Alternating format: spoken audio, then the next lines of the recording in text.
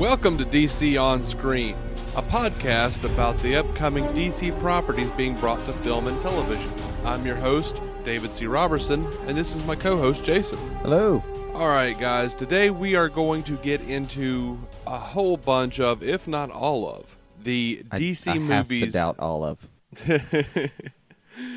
Everything that we could find about it anyway. All of the DC movies that were never made. These were DC movies that were in development or being pitched, and we thought it'd be fun to talk about that.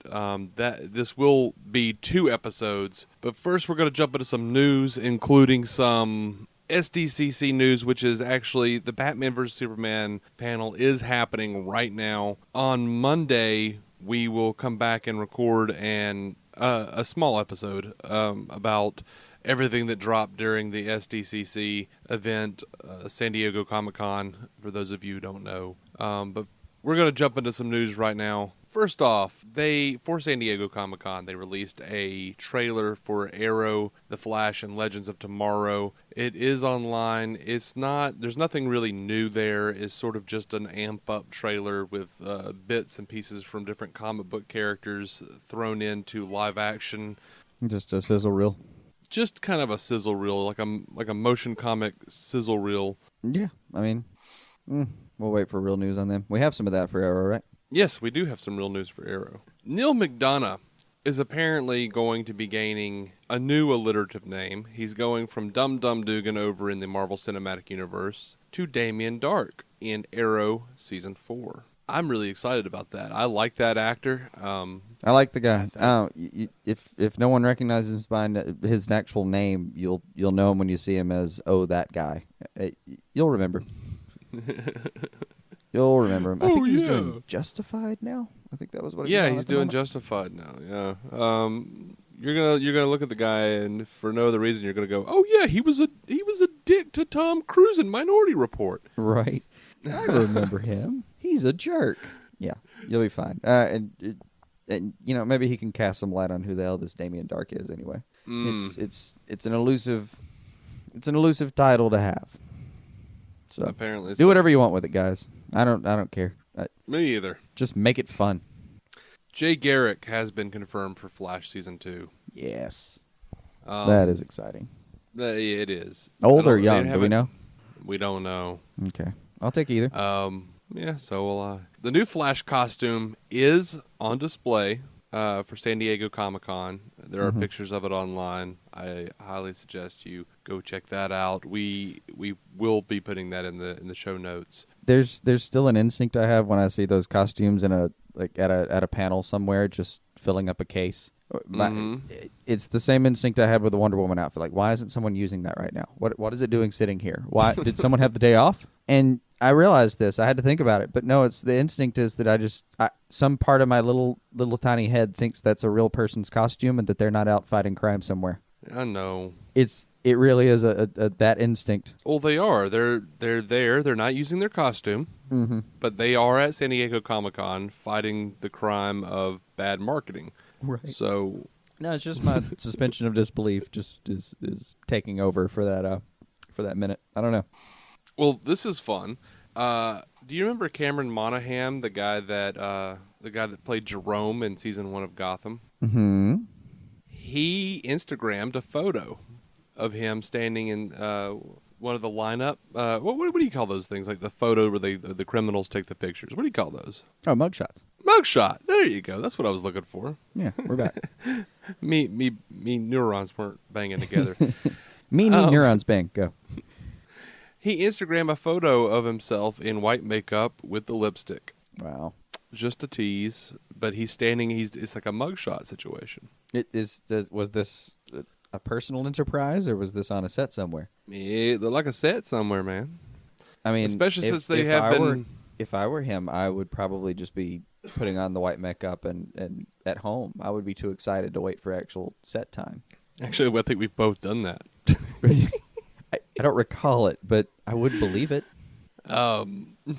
Yeah, but they did. They released some pictures, and we know that he's back. They released pictures from Gotham. He was already confirmed for season 2. We knew he was going to be in there, and we know that season 2 is going to focus a lot on him. So Yeah, we've gotten some set pics of Jim Gordon running around all bloody with a gun, and Barbara standing on a corner looking confused as always, and Cameron Monaghan in a prison jumpsuit. So I'm down. Let's do this. Yeah, I like it. I mean, he's supposed to be in prison right now anyway, so he's got to get out somewhere. Sure. I suppose. Over to the Joker's Supergirl. first prison break. It's going to be adorable.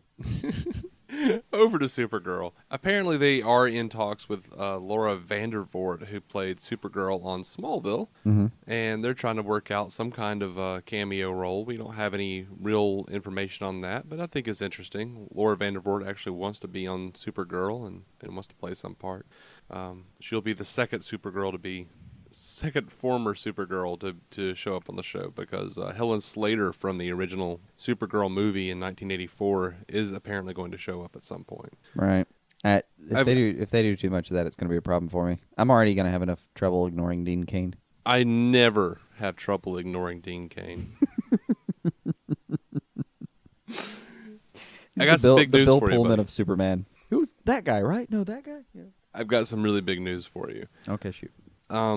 They have confirmed at San Diego Comic-Con that there will be three animated movies coming out for 2016. One of them is Batman Bad Blood. One of them is Justice League vs. Titans, which is thought to be a sequel to the Throne of Atlantis and War movies.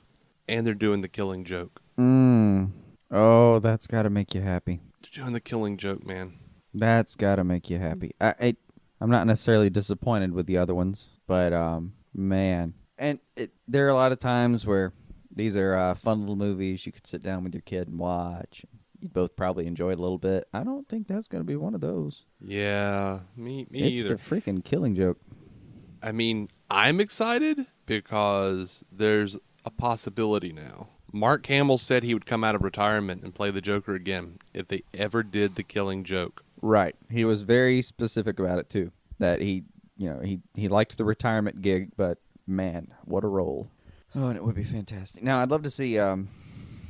There's any number of things I'd look forward to with The Killing Joke. Like that's as good as anything that's coming out already in 2016. But what are they going to do with that last panel? Does his neck crack or not? I don't know, man. Hopefully they leave it as ambiguous as the comic does itself, you know? I suppose you have to, but what I'll be listening for is, do they have the sound? No, they should just cut to, I mean, they might. I don't know. But I would honestly just love to hear, like, the Joker laughing. We see Batman kind of grab up at him, just like the comics. It fades down to the water hitting the ground, the rain hitting the ground, and we lose all soundtrack. Yeah. All music, anything. That's gonna be awesome. And if they get, I don't know if hopefully they'll get Conroy. There's a lot of good options with the Batman these days, but I will be looking forward to that little laugh they share. It's not often found that they share a laugh, and it's even stranger when it makes it to a recording of some kind.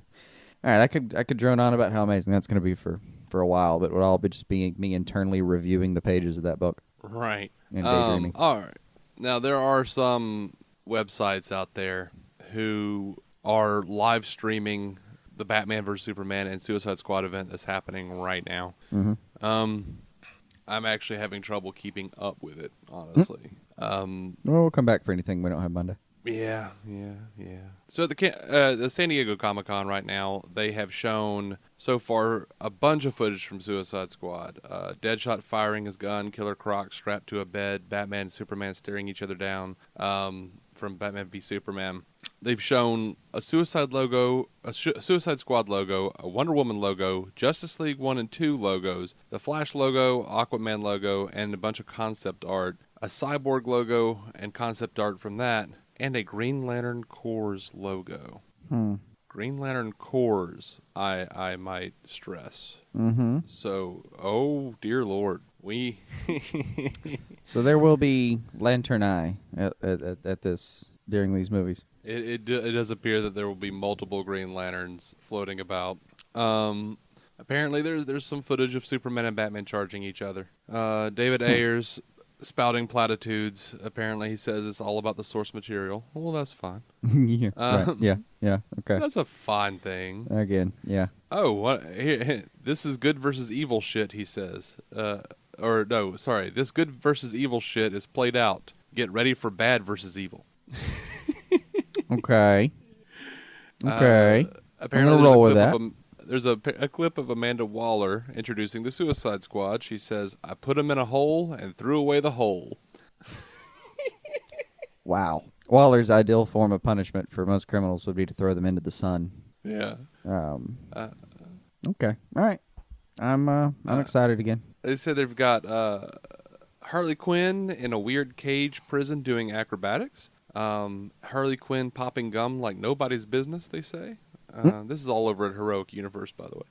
We also get Captain Boomerang sounding all sorts of crazy. And we hear Jared Leto's Joker say about a fake Batman, "Oh, I'm not going to kill you. I'm just going to hurt you. Really, really bad." Oh, I'm looking forward to that line. Now, and this is the part I'm most excited about. What is his voice going to be like? Well, some possible audio leaked of the Joker's voice, and you can't make out anything that he's actually saying. Mm-hmm. But if that's what his voice sounds like, it is. It's a cross between Ledger and Hamill. But that's unicorn. If you could nail those two, you have a unicorn with a pot of gold tied to its horn. I mean, just based on what I heard of it, if this is it, I mean, it's straying over into some of the John DiMaggio work from wow, Under the Red Hood, but it's not like really any of them. A nice hidden little pocket of a fine place to take inspiration if you're trying to Joker. Just some of the tones, even at some DiMaggio, point, sounded like flawless. Some of it just sounded like, to me anyway, like Ed Asner's Granny Goodness a little bit, which works better for the fun. Joker, I think. But yeah, right. I would have taken that voice anywhere on any other character for anything. Granny Goodness is probably one of my least favorite characters. Not even just out of the New World stuff, just period and plain. So that's some other day. See, apparently in the Batman vs Superman stuff, there we get Superman being scolded by a U.S. senator at Capitol Hill. Mm-hmm. Bruce Wayne running into a building and saving a little girl. Of course. Superman calls Batman a vigilante. Superman catching a space shuttle after it explodes. We hear the Lex Luthor "Devils Come from the Sky" speech again. See, Batman talks about Wonder Woman very suspiciously, saying she can wipe out the entire human race. Wonder Woman is then seen causing a big-ass explosion. Weird Batman hallucinations or flashbacks to his parents dying. Mm-hmm. Batman fights military soldiers. Of course he does. Lex Luthor has himself some kryptonite and is looking at it. Batman, Superman, and Wonder Woman to fight each other. All right. They say Wonder Woman was in the trailer a whole bunch, had 2 fighting scenes. Clearly a film about superheroes coming to terms with the fact that there are others like them and trying to figure out what that means for innocent people. Right. Earlier this week... It sounds like the first part of the film was going to be Batman getting his head around this shit. Yeah.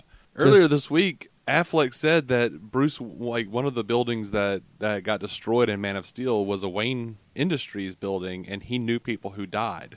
Oh, of course. Of course. And yes, good job, people. Yeah. That's going to be a nice twist. So he comes in already angry and looking to defend his flock. Yeah. Hell yeah. Now, here's something for you. Mm-hmm. You said, I think it was last week, you said if you want to get the cheat sheet for what's coming up in Batman vs Superman, go read The Dark Knight Returns or watch the movie. Mm-hmm. Snyder says this is not Miller's The Dark Knight Returns. Mm. He also says we put Metropolis and Gotham right next to each other. Oh, so really? That's well, weird. I mean, it's not like they're far. Batman has jet planes, and Superman can get there in like 2 seconds. So it's never been a distance problem. Most of the Justice League cities are irrelevant.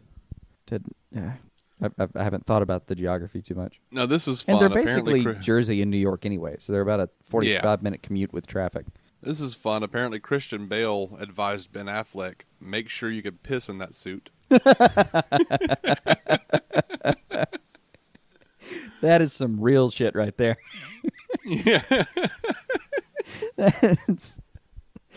No. Two great hints from Bell's Batman. Hey, don't do the voice. 2, make sure you can piss, man. Okay. Snyder says of Batman's, Dark Knight Returns mecha suit, it's not giving him extra strength, it's buying him time. Well, the suit in The Dark Knight was essentially designed to do both. Mm-hmm. It was supposed to buy him time until he heard those faded words, "Hi-ho, goddamn silver." Right. Oh, Ollie. Oh, Ollie, you silly one-armed bastard. Now, the panel has ended. It ended with them showing the trailer again. Of course. So it looks like that's our... until we get very detailed descriptions, or, please, Lord, a leak. Yeah. I want leaks of one of these trailers. All of that. That's all we'll have on the San Diego Comic-Con, and that's all for us on the news. I did tell you about that 3-minute Fight Club thing, right? You did tell me about the 3-minute Fight Club. I haven't gotten around to watching it, though, and I figured it was in April, so... It's in April. We missed it entirely is what it amounted to, but it's every character from the Berlanti, Kreisberg universe. Cage fighting for fun. It's if they have anything even hinting at that tone for the shows that are coming up, this is going to be some of the best television you've watched in a while. It's a bunch of heroes and villains just fighting for fun and like yelling at each other, rooting each other on and picking sides, and it's freaking great. It's I plan to watch it as soon as I can. Yeah, it'll keep me engaged and interested till the actual season premieres whenever it gets around to it, late September. But October. I couldn't watch it because I had show prep. You know, things happen. Yeah. We have to put on a show for all these fine people. All right, that's it for the news. But we'll get into it. That's it for the news this week. We will be coming back on Monday to kind of go over what all... I'm sure there's going to be some kind of leak or in-depth descriptions. Hopefully some audio-video leakage that we can lap up. But we're going to get into our movies. I believe we've got 23. We've got a list of 23 movies, and we're going to split them up over 2 separate podcasts because some of these get pretty in-depth. Yeah, and I kind of lost track of the count after a while. There's so many of these things. They just... Every time you blink, a Batman movie comes in and out of existence. Yeah. All right. So these are some of the DC movies that have never been made. Now, I wanna preface anything that comes after as this. A lot of this stuff is just ensconced in rumor.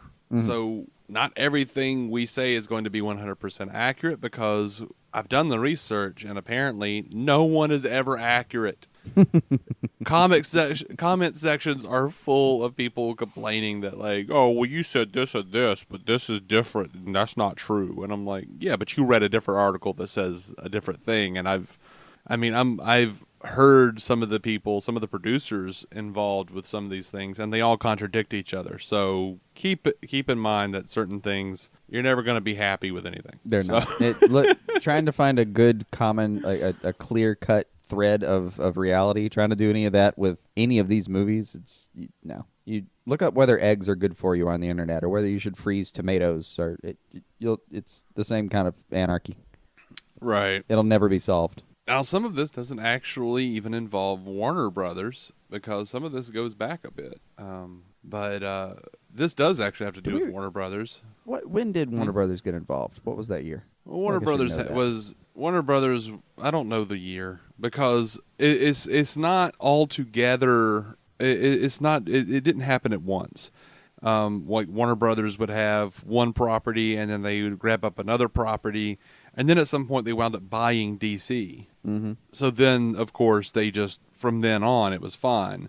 But even I was reading, and it's not something I even listed on the rundown for the show.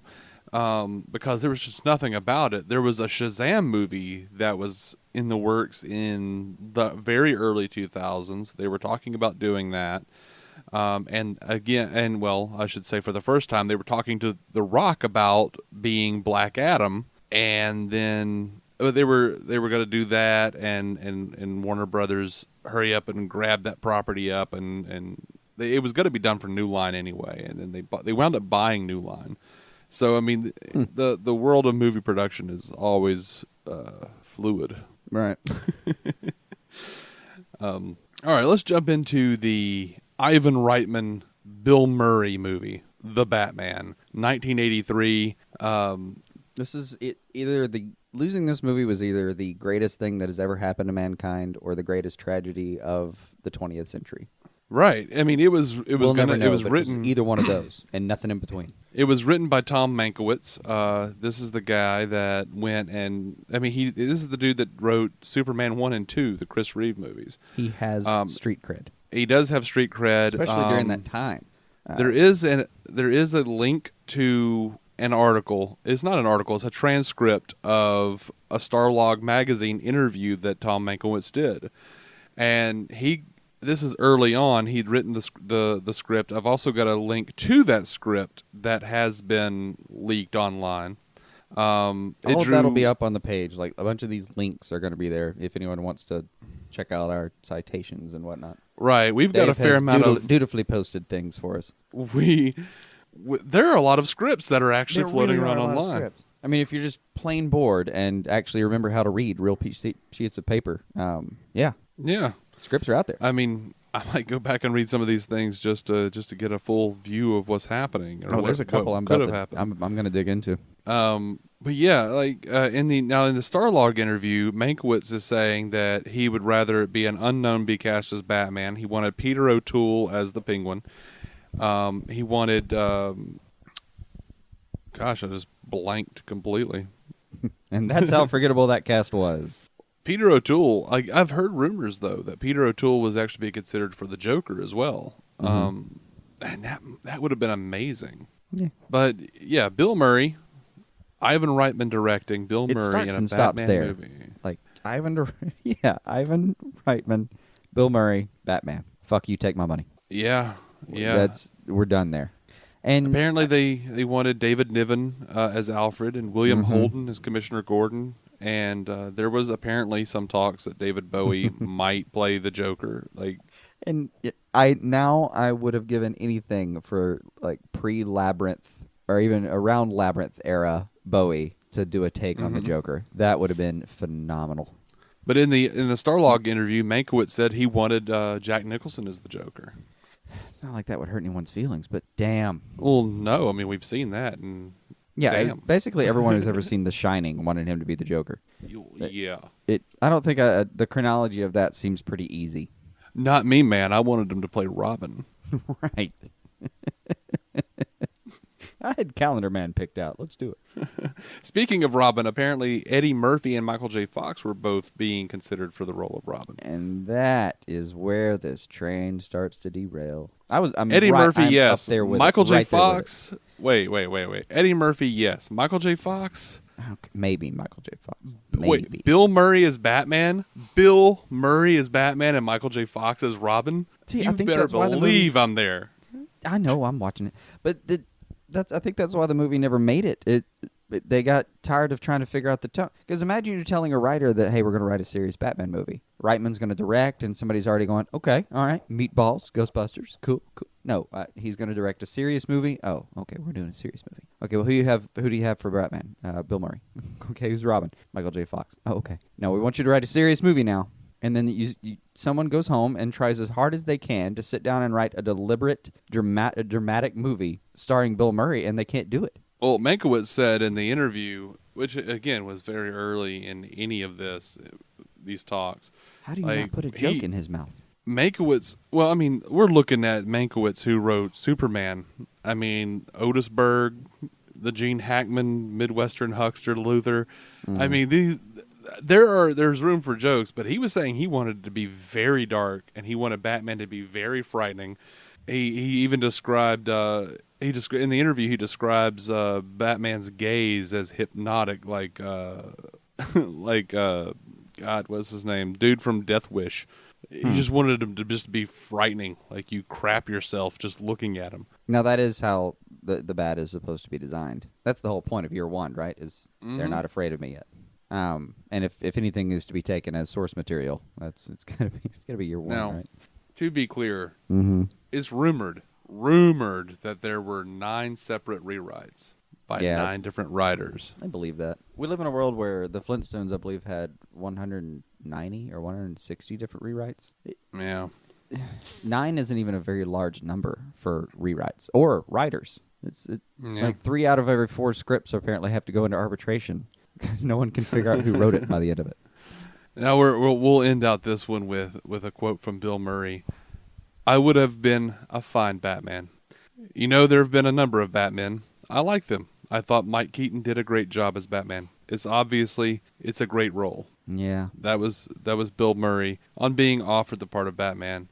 He was actually also considered for the Tim Burton Batman movie before it went to Keaton. So I want to find audio of him saying that somewhere and just reparse all the words together so that he's saying I'm Batman, and I'll just play it on a loop, and that's as close as I'll ever get. I just want a giant poster of Bill Murray that says I would have been a fine Batman. Yeah. Like the hubris on that cat. Surely that's a t-shirt somewhere.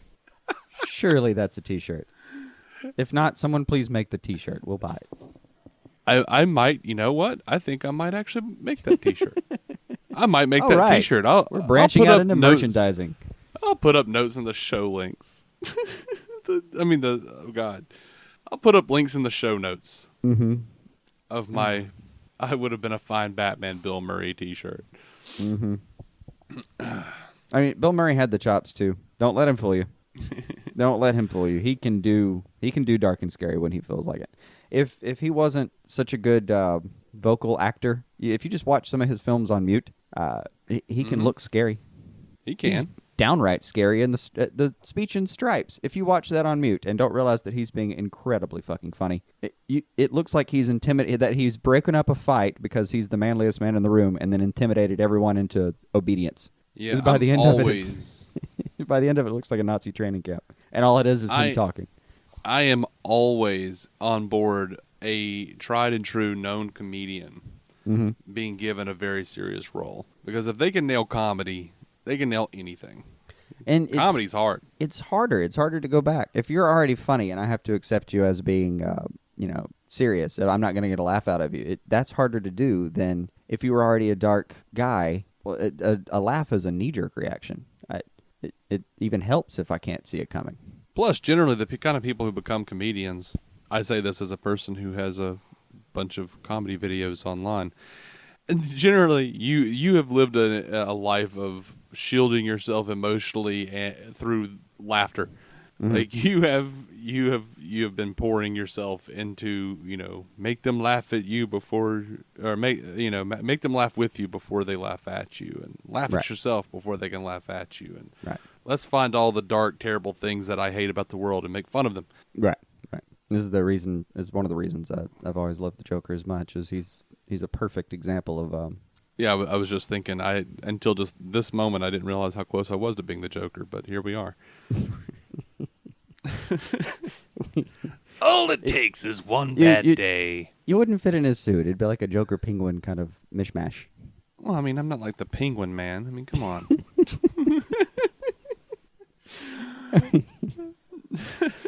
I don't know. I always think of the Joker as felt. I don't. Hey, the original Joker was a little tubby, and you look at Nicholson, man. I mean, he wasn't exactly svelte, as you put it. No, he was not a warrior. That one. Oh, he was a warrior. Now, the Battle of the Bulge. Should we find another movie? Sure. I was afraid of going into Bill Murray Batman because we could just do a show about how much I wanted that to happen. Yeah, but that's what everybody cares about, right? Bill Murray Batman. Come on. Yeah, Bill Murray Batman. We'll take however much time we want. Fuck the rest of this. Yeah. Put away all your notes. Right. We're just doing that for an hour. All right. Now, of course, the Bill Murray Batman didn't happen. Instead, Tim Burton's Batman happened. Tim Burton's Batman Returns happened. And evidently, there was some talk, and this is heavily disputed. We should just premise that as, instead of saying it every time, just know that it's heavily disputed. Right. We should just leave that out for the rest of the... So, apparently, there was Tim Burton's Batman Forever, which they were talking to Robin Williams as the Riddler. Billy D. Williams was going to be back as Two-Face. Rene Russo was cast as Dr. Chase Meridian instead of Nicole Kidman. Mm-hmm. And, of course, Michael Keaton was going to be Batman again. Now, there is a rumor that Marlon Wayans was going to be coming in as Robin. And that's where I parachute off the plane. we know he was cast as Robin in Batman Returns, but they wound up dropping Robin from the script. When Tim Burton left, what Keaton impish followed. little man in Hollywood is running around whispering in someone's ear that Marlon Wayans should be Robin? Like, from everything Why? I have seen, that is an act of true evil. From everything I've seen of Marlon Wayans, the only thing you could really truly hope for is Robin running around trying to get Batman to smoke some weed with him. That's what I'm saying. He peaked as a stoner in Scary Movie. Like that's the role he was born for, and bless him, he achieved it. Now let's put it to bed. And he had that movie. What was it, Senseless, where he all of his senses got enhanced through some chemical, and he could just all he did was just for 2 hours he just made like a stank face because he kept smelling things. That sounds right. That sounds right. Oh my gosh. Anyway, and in a turn of events that you'll start to see after a minute is, it happens a lot. Burton leaves, Keaton follows. Well, it's really just that once. But it's just that once, but it's usually director leaves, main cast follows, whole thing falls apart. Yeah. And it's often after the network has sent him back some weird notes. Like, I'm sure Burton was on board, and then he got a note from, again, some evil tiny man saying that Marlon Wayans should be Robin, and thought, oh, well, fuck this. You know who'd be a good Robin? I'm the off least to shoot talented Johnny Depp Wayans 20 brother. times. What? The least talented Wayans brother should be Robin. I'm certain of this. But I don't know, man. That has Tim Burton decision making all over it. I don't know. I can get behind Billy D. Williams as Two-Face. No, I'm well, down. I mean, he was Harvey Dent. He was Harvey Dent in the original '89 Batman. That was the whole reason he signed on to be Harvey Dent, because he wanted to be Two-Face at one point.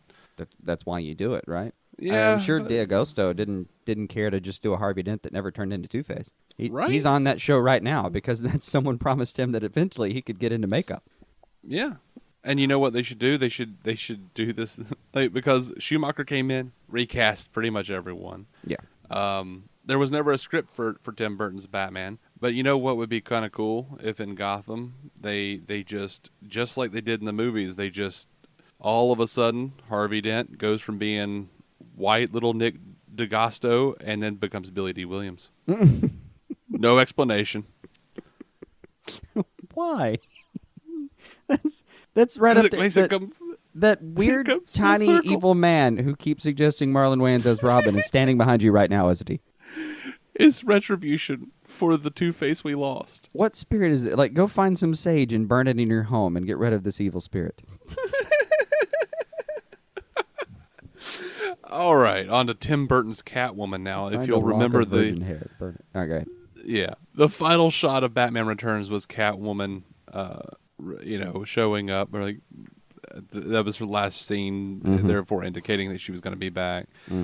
Tim Burton wanted to do a spinoff movie. He wanted to do, from what I understand, he wanted to do a spinoff movie with Catwoman, who would once again be played by Michelle Pfeiffer. Sure. There was a script written by Daniel Waters, and it was turned in on, apparently, the day Batman Forever came out. A day that will live in infamy. And Batman Returns got a lot of flack from parents. Mm-hmm. I mean, you have the Penguin making dick jokes, biting people's noses. Disturbing character. Clean off. So Warner Brothers kind of freaked out, and they were like, well, Batman Forever, we want it to be kid-friendly. We want it to be, a movie that people won't have a problem taking their kids to. Well, the parents were legitimately confused because they were at McDonald's, and you get a Happy Meal with this little terrible penguin action figure, which reminds you, and unfortunately your child, that the Batman movie is going to come out, and you're like, well, okay, fine. I like Batman. We'll go watch that movie, and then you get in there and you realize that you've scarred your child. Yeah, no, they actually had kind of a point. And my point isn't that you're not supposed to make Batman movies gritty. You obviously should. That goes without saying. My point is that you don't put them in fucking Happy Meals. These are not Happy Meal characters. They have shows for that. My personal viewpoint, my problem with Batman Returns was that it was boring. Like when I was a kid, I wasn't taken aback by Penguin making his dirty parasol jokes. I understood. I'm like, oh, okay, yeah, cool. I mean, Umbrella's a penis. Oh, okay, I understand. I'll take the whole movie just for the one shot where Keaton looks over his shoulder and realizes that he almost got killed by a couple of penguins. Yeah, that is a great shot. I'll take the whole movie for that one shot. You can hear the internal dialogue. Holy shit! Almost got taken down by a couple of damn penguins. I fight super villains. Yeah, I have to say that's always been one of my favorite shots in the entire movie. It always cracked me up. And it's just you forget that Keaton is in fact funny, and then you see that shot, and it's okay. We've both listened to Fat Man on Batman, and they did a review of the Batman Returns movie, and Kevin Smith cracks up over that one little scene, and it's so subtle, but it's hilarious. I was just so happy that Kevin Smith saw the same thing I did all those years, because everyone I'd ever watched the movie with, they were like, "What are you laughing at?" And I'm just like, "Because he almost got killed by the penguin." You just started laughing and never fully articulated yourself. Yeah, he totally had this like, what the hell was that?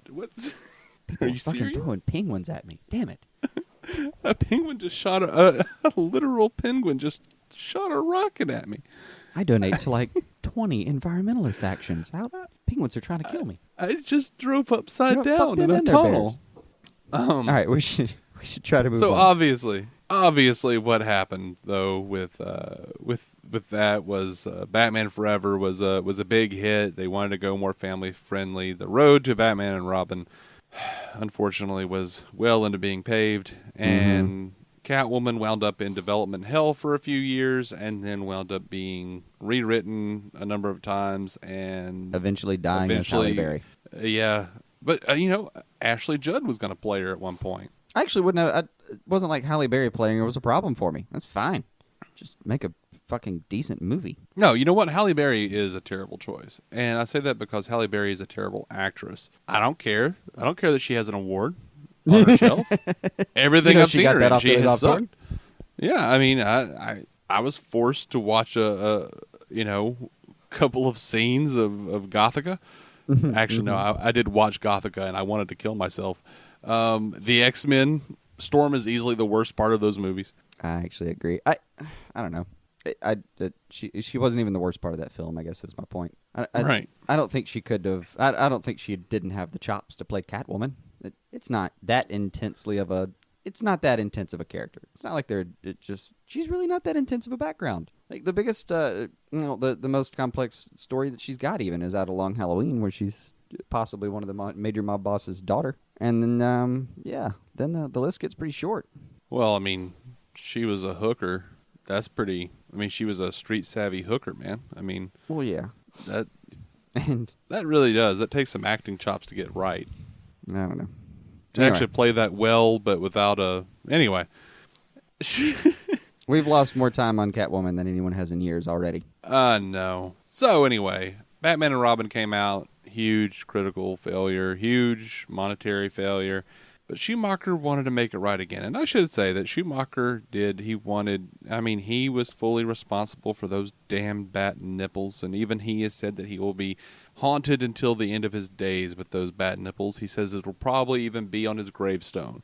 I'll make sure it's there. He's not wrong. I will one day track down Joel Schumacher's tombstone and draw bat nipples on it. Right. But to his credit... In chalk. We're not vandalizing here. Rain will take I'm vandalizing. He vandalized my childhood. But to be fair to Joel Schumacher... vandalize his deathhood. Okay. To be fair to Joel Schumacher, he did want Batman Forever to be a much darker movie, but... his vision when it started was actually the way to go, and it all fell apart. Yeah. And by the time you get to Batman and Robin, they had they brought in and said, okay, well, here are the toys. Write a script. Yeah. And what do you do with that? Used what looks like an algorithm to decide that Alicia Silverstone should be involved in any capacity. Right. That cannot be anything but an algorithm and a misplaced comma. Oh, Clueless. We have to put a... Oh, okay. So, talk about Clueless. Anyway. Some producer's daughter really loved that movie, and he made her a birthday promise. Yeah, I know. That's my secret We'll get into Batman and Robin at a different time. Anyway, Well, my point Schumacher, is that in his version, Alicia Silverstone and Batgirl were not involved. Mm-hmm. Go Joel. Yeah, from what I understand, that was the case. Mm-hmm. Now, Schumacher wanted to redeem himself in the eyes of the fans. He wanted to make, he hoped that the failure of Batman and Robin would kind of bring Warner Brothers back over into the middle ground. And he pitched a thing called Batman Unchained, which has also been referred to as Batman Triumphant online. This would have involved George Clooney and Chris O'Donnell coming back. Scarecrow and Harley Quinn were going to be the villains. Mm-hmm. There were talks with a Scarecrow that would have been at least slightly unique. Yeah, this was a satanic Scarecrow, wasn't it? Yeah, it was going to be, and Schumacher even remembers going to the set of Face Off. Y'all remember Face Off, right? Yeah. What a delightful romp. Actually going to the set to ask Nick Cage to play the Scarecrow. Mm-hmm. I can't imagine he said no. Oh, no, why would you? Batman and Robin had just happened, so he'd probably be like, yeah, but he probably pitched it to him that. as, man, you're the one who can save this. You can bring some legitimacy back to this movie. Like, fuck Travolta. He couldn't do it, but you could. Yeah, you're Talked probably him right right. into Nick Cage wouldn't have said no. I mean, he's got 2 Ghost Rider movies under his belt. That's all I'm saying. The man tried to be Ghost Rider. He's a comic book fan. He'll do anything they tell him to. He really is. Also, he spends a lot of money. Now, they were going to have him do it, and he was going to have... now, this particular version of Crane was the same brilliant, psychologically based fearmonger, but he was going to be a little satanic, and it was a personal vendetta against Bruce Wayne. Wayne and himself. Harley Quinn was going to be the Joker's daughter, like Jack Nicholson's Joker's daughter. Now, and that's even hated Batman. You're not even intimating that it would be. No, specifically his daughter. He was gonna tie him together. Yeah. She was gonna be like a toy maker, and she hates Batman because he killed the Joker in the first Batman movie, and it would have they would have teamed up, and Crane figures out who Batman is, and they try to drive him insane. They try to drive Batman insane, and they have him sent to Arkham Asylum. Right. And apparently, it all culminated with this big sequence where Batman would have to face off against all of the previous villains of the franchise. They wanted to get Danny DeVito back, Michelle Pfeiffer, Tommy Lee Jones, Jim Carrey, and then Jack Nicholson himself. It actually, at that point, and this is, I've always wanted to see this done in some capacity, but at that point it actually starts to sound like Grant Morrison's Arkham Asylum. A little bit, yeah. It starts to sound like just a mind trip through the abandoned portions of Arkham that only certain people have ever seen. And it's a good way to get the Joker back in general. Mm-hmm. You still want death to count. Come on now. Yeah, you want death to count, but I was excited about this pitch. I remember these rumors coming out in '98, man. I mean, I remember this. Mm-hmm. Apparently, the movie would have ended with, Batman and Robin, they kind of break up the friendship, and then Robin does eventually come back to help Batman, stop everything. And the script ends with Bruce entering the Batcave and bats swarming around him, and the credits roll. Sound familiar? That was in Batman Begins. Mm-hmm. Now, the writer, Podosevich, says that he's not saying that Batman Begins took that from his script, but he does say it was a very powerful image. Right. But it is. It's a cool he image. just basically cool said someone was going to get that at some point. Yeah, they were. Apparently, they did sit down and talk with, what's her name? Courtney Love about playing Harley Quinn, but that wasn't really a big. Yeah. So anyway. Yeah, that one hurt a little bit. That one hurt a little bit to find out. Yeah. So at the same time, Warner Brothers, a lot of this happens at the same time. Warner Brothers is looking at different ideas for where they're going to go with the Batman franchise after the failure of Batman and Robin. They get in contact with Lee Shapiro and Stephen Wise, a couple of writers, and they tell me that we want to go off in different directions. Let's see what we can do with this, and that's how we get Batman Dark Knight, Darknight, basically, which is basically Dar Knight. Right. It's such a dumb title. It's just an overuse of the squeezing 2 words together phenomenon. Yeah, like, though this will make us look clever. No, it won't. It would have starred George Clooney and Chris O'Donnell, and the villains would have been, once again, the Scarecrow and Man-Bat. Now, this is pretty interesting. Shapiro he says, our script was just a direct answer to the last movie, that being Batman and Robin. Mm-hmm. Everything we were doing was, what did they do? Let's not do that. So far, so good, Lee. Keep it going. It begins with a retired recluse of a Bruce Wayne. You've already lost me. Some tragedy happened. It made him retire. Dick Grayson is off at college, and he's being all Nightwingy. But he has a professor. He's got a very specific professor again, and we're back. Mm-hmm. I don't know who. Again, there was another little tiny demon roaming around demanding that everyone cast Scarecrow. Now, him, I get behind. Well, I mean, Scarecrow is one of my favorite of the rogues. And at this point, if you've already done the Joker, you've done the Penguin, you've done Catwoman, you've done Riddler, Two-Face, Mr. Freeze, and Poison Ivy. Who the hell else do you have left? Scarecrow. Well, Clayface, if you have the budget for him. And which you don't. Right. CGI wasn't up there. It wasn't that good. Right. I mean, and then you can pull in Raish and all that stuff, but... Anyway, I would have gone with Scarecrow too. I'm down. Sure. And this one would have been really cool. They wanted to make him a living scarecrow, they said. Mm-hmm. So he's suffering from it's a disease that makes him impervious to pain. So he's got analgesia, but he's which that's the cool touch for me. If that I haven't actually seen that used anywhere. That would be a really neat take on it. Is he can't feel pain, and I assume that translates to how he can't feel fear. Like, that's one of my. When people do him right, that's part of what they're using. The Scarecrow is not supposed to be able to fear anymore. That's why he's so fascinated by it. That's why he loves inflicting it on people. He loves watching it. But at this point in his life, he's become so immune to it. And that's where I'm hoping they're leading with Gotham. By the way, one kid got an overdose, and now hey. But the one part I didn't understand is and this is their quote: his sense of touch is off, so it's heightened his other senses, and it made him like a living scarecrow. I don't know any scarecrows that are particularly aware. So I don't know what they were going for with that exactly. Yeah, I don't know what that was supposed to be. Someone please feel free to interpret that sentence for me, because I kind of read it, and I've read it 5 times, and just it became a jumble of words that made no sense. Now they were going to actually scar his face with Man-Bat and let him like stitch himself up and cauterize the wounds. So he was actually going to look like the fucking Scarecrow. Mm-hmm. I like it. But I kind of like that he was experimenting on people, that he went to experiment on Dick Grayson because Dick Grayson was being a dick to him in class and being like, oh, you're not right about these things that you're saying in front of people. So he does what every professor wishes he could do to smartasses. Gets him thrown into Arkham Asylum to experiment on him. He's already experimented on Dr. Kirk Langstrom, one of his contemporaries there at the college, and has turned him into Man-Bat. And they wanted this to be a trilogy. This was going to be the first of a trilogy. In the third act, apparently, Crane releases all the inmates from Arkham Asylum. One of the doctors is Harleen Quinzel, who winds up in a coma and would have come out of the coma in the sequel and been Harley Quinn. Yeah, apparently Dick is still Robin in this movie because by the third movie, he would not be in the second movie, but he would be in the third movie as Nightwing.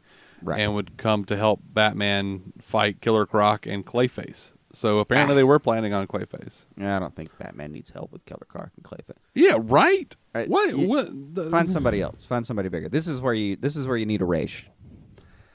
Now Warner Brothers eventually passed on that deal. Apparently they did. And another Scarecrow was lost. Yeah. Schumacher was still trying to get in on the whole bit. He was still trying he was still connected to the franchise. He was still over here trying his best to get them interested in something that he had to say. And one of his pitches was The Dark Knight Returns. Because I believe this, that if you've looked at the number 23, you've looked at Enemy of the State, if you've looked at The Lost Boys, or there's so many movies you could look at of Joel Schumacher's falling down and go, you know what? He could have done a really good Batman. Mm-hmm. And for all intents and purposes, Batman Forever had a lot of great Batman elements in it. Like there are times where they almost got it right. Mm-hmm. So Schumacher is a Batman fan. He stated this over and over again. So of course he loved Frank Miller's take. Now it's more defensive than anything. He's crying out over the rallies of "I hate those nipples" that he does love Batman. He does love Batman. So Schumacher's The Dark Knight Returns, another another project that didn't ever really take off the ground, get off the ground. And I gotta say, I like his choices for Batman. He wanted to get Michael Keaton in some old makeup, or he wanted to get Clint Eastwood to play old Bruce Wayne. That's right, guys. Dirty Harry was almost fucking Batman. Right, and who better to play the Dark Knight Batman than Clint Eastwood? I can't think of anybody. I mean, John Wayne's already dead, so. I want I want a Batman versus Superman where Clint Eastwood is Batman and John Wayne is Superman. That's what I want. No.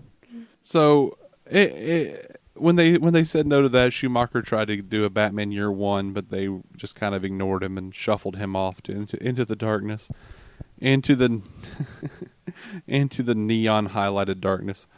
And I blamed him. I blamed him fully until we started looking into this. And at this point now, I feel like he completely got shafted.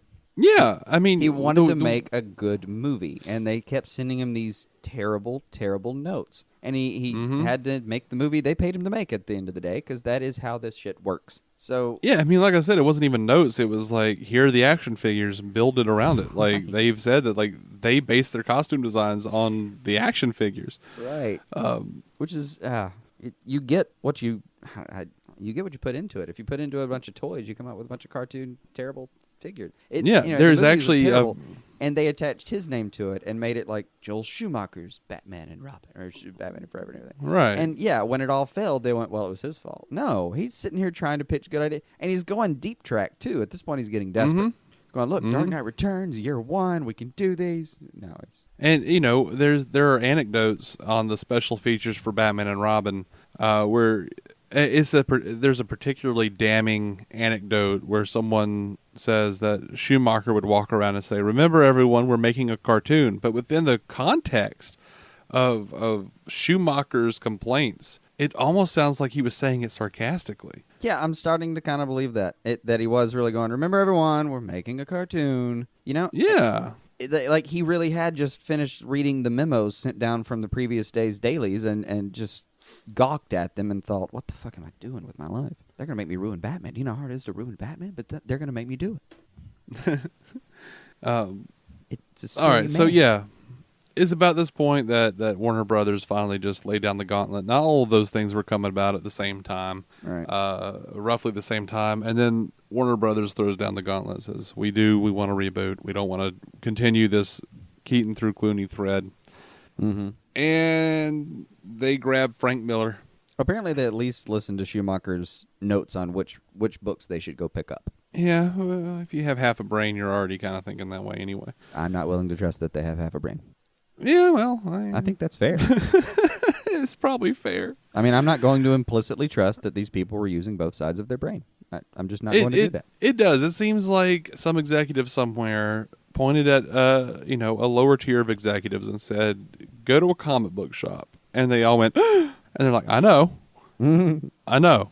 It's scary, but go down there and ask the fat man behind the counter who's eating a cheeseburger what the best Batman stories are. And to be clear, don't put on a suit. We want you to go put on, a skeezy pair of shorts and maybe a worn Power Rangers t-shirt. And go down to the comic shop and ask this guy what he thinks. Go through costume design downstairs and see what they have. Right. See if they have what they have in the area of kind of a, I don't know, stoner San Diego slacker. Go pull that outfit together. See if they have a shirt that has both chili and semen stains on it. Right. Go down to the comic book shop. Ask the large, well-informed man. Right. What you should be looking into. And they did. They went and they bought all of the comics this hopefully guy he warned them. recommended. Now that man will mock you heavily. He will sneer at you. Yeah. Because those poor people came back with their tails between their legs, I guarantee it. I think he's smarter than us. Don't worry about it. He absolutely is. He absolutely is smarter than you. Look, he can read. Don't worry about it. Oh man. But somehow, a copy of Year One made it into circulation at WB. It did, and Frank. They grab up Frank Miller into pure picture form. This is where we get the Darren Aronofsky Batman Year One. Darren Aronofsky, obviously the Fountain, Requiem for a Dream, teams up with Frank Miller, and which sounds like a dream team, right? It sounds like a Requiem for a Dream team, right? Oh, God. Oh, I'll hit you later. Yeah. I'll probably hit myself. There have to be punishments in life, Dave. I know. Actions. So Frank Miller says of Darren Aronofsky, he had really specific ideas about the character and which way to take it. I was surprised at the time because I tend to be the more radical of any team I'm on. But it was Darren who was much more radical than I was. I said, Darren, would you be willing to be faithful to the comics? And he was ready to rip the eyes out of them. We just had a wonderful time bashing around the story every which way and developing these characters. Now, in the script, Bruce rejects his inheritance and won't claim it until he can prove to himself that he can support himself. Elements of that have shown up in the New 52 stuff with Scott Snyder. Elements of it. I don't know. Yeah. Think about Court of Owls. Look at some of that. Or Zero Year, I mean. Yeah, 0 Year. Yeah. Yeah. So he lives on the streets of Gotham as a bum. He works he works as a short order cook. And the train is derailed. Go ahead. Yeah. That's my point. That's kind of really weird. I did not come to watch Batman Year One and watch Batman flip a fucking burger. Right. And how does that doing that ever actually lead to him proving to himself that he could be Batman? Whatever. I don't know. So he takes the fortune. Does he have like one good night on the actual grill where he owned it? He fucking owned those orders. He's thinking to himself, yeah. I just took care of a bus full of 37 people in under 30 minutes. I can be the Batman now. Right. But right. That's not the high pressure training you need. He got to the point where he could like flip the burger with the spatula off the grill and onto the bun behind him, and he goes, "All right, I'm ready." I'm ready. Right. So anyway, also in the story going on, he can prep the fuck out of some vegetables, though. I'll bet that. Gordon has an affair with his wife, or on his wife, and then he's trying to deal with his wife and his new baby, and Batman winds up saving the baby, and Gordon has been tasked with taking down Batman, but he saved his baby, so they form a secret alliance. Mm-hmm. Miller says it was going to be very violent and R-rated. And bold. And yes, and bold, and that's not going to happen because he actually does. He tells a little story about how like they turned it in and they actually shrieked in horror. There's one executive, one somewhere that just throws the script back in his face and gives him the "Won't someone think of the children?" and runs screaming from the room and through an office window to a 20-foot plummet. Right. Oh man. So by this time we're getting Boaz Yelkin's Batman Beyond. And now this great is name, important. By the way. Every time I see it, I think, fucking great name, dude. Now, this is Paul you Dini. Were meant for something. Paul Dini wanted to do a live-action Batman Beyond. I don't know what he'd be like for live action. I know. I'm curious. But he wanted to do one. And they've just spoken about it, and it looks like it didn't really get off the ground. They were basically writing the thing, and they couldn't... Apparently the first draft failed to excite them. And if Paul Dini's not excited about writing a thing, I don't want him writing a thing. Right. No, this man, when Dini's writing and when he's really enjoying what he's writing, he literally cries. Like he'll come out of his little office or whatever he works in at home. If he comes out weeping, his wife apparently knows that he's been doing some good work that night. Right. He will. We're talking about trying to finish a line through tears. The man loves his material. I don't know. I agree. If he couldn't get it up, then it just wasn't happening. Yeah, and even Yelkin said it didn't have quite the fantastic futuristic edge, which also would have been a mistake. Because I admit, one of the fun parts about Beyond was they committed completely to the premise that things are new, which was really hard to do with that kind of slightly anomalous time period that BTAS started in. And Yelkin said that he realized he was excited at first, but he realized that it wasn't something he felt comfortable pursuing. Something wasn't really right with it. So damn it, I have to have respect for people who are willing to just go, you know what, this just isn't working. Let's not do this. Yeah.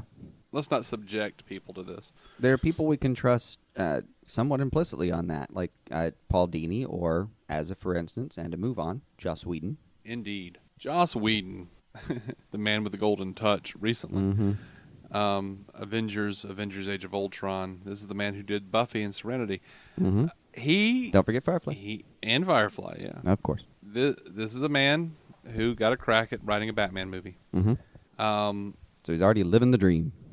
So he writes this thing, and he describes it as such. My heart was on the table. I was so into it. And I could tell the executive I was talking to was just completely thinking about their schedule and their window, and it was like I was talking to a wall. It was a different language, and I drove away from the meeting, and I actually said to myself, like, how much more indication do I need that the machine doesn't care? I got back to work, and they canceled Firefly. And I was like, it was rhetorical. I wasn't asking for more. That is a truly bad day. It is. You go to talk to someone, you can't get them excited about a Batman script, which is there's so much money in it, and it's such a fun character. How can someone not like pull themselves away from doing a little bit of mental logistics for just 10 damn minutes? And you get back and Firefly's canceled mid-season after they were already, failing to get out the episodes they wanted anyway. Bad day. But he pointed out something on his version of the story that he wanted to do that I would love. And he says he's this tiny 12-year-old who's about to get this shit kicked out of him, and then it cuts to Wayne Manor, and Alfred is running like something terrible has happened. He finds Bruce, and he's back from the fight, and he's completely fine. And Bruce is like, I stopped them. I can stop them. Okay. I would have given anything for Whedon's take on that line. A 12-year-old who realizes he can actually do something about this. Mm-hmm. Yeah. Now, as for Whedon's villain, that's $10 that I wish I would have had the luxury of spending. Oh yeah. Whedon has also said in his version there is actually a new villain. It wasn't one of the classics, which is probably why they didn't use his script. Mm-hmm. He says it was more of a Hannibal Lecter type. He was already somebody in Arkham Asylum that Bruce went and studied with. Yep. He says, it was a whole thing. I get very emotional about it. I still love the story. Maybe I'll get to do it as a comic one day. Maybe. I will be there to buy that comic, Mr. Whedon. I will be there to buy that comic, DC. Whedon tends to kind of, it's almost like he gets a little bit fed up with the whole being on set thing for a minute and decides he just wants to chill at home for a few months. And it seems like that's when we tend to get, hey, I'm going to go take over Marvel Ultimate for a second, or hey, I'm going to do this. Right. And I think it's one of those universally accepted things that if he touches pen to paper for a comic book, it's going to sell and it's going to be good. Mm-hmm. If he releases ink, you're in good hands. You're not wrong. All right, already, DC fans, we're going to end part 1 of DC movies that never happened here. Next Monday is part 2, where we discuss the Wolfgang Peterson Batman vs. Superman, George Miller's Justice League Mortal, Joss Whedon's Wonder Woman, and so much more. We'll also be dropping a mini-episode this week where we dive into our thoughts on the Batman vs. Superman Dawn of Justice trailer, the Suicide Squad trailer, the Vixen trailer, and some more news that dropped at Comic-Con. We are DC On Screen, and you can find us on iTunes, Stitcher, Facebook, Twitter, and on our website, dconscreen.com. Please go give us some 5-star ratings and leave us a review over at iTunes and Stitcher. We may respond in a future episode if and you do. Now, if you're looking for a similar podcast for the Marvel Cinematic Universe, go check out our friends Matt Carroll and Jeff Randall at the Marvel Cinematic Universe podcast. They are also on iTunes and Stitcher or mcucast.com. I'm David C. Robertson, and you can find my sketch comedies and web series at maladjusted.tv. Until next week, put some of that damn sweet DC on your screen. I know I will.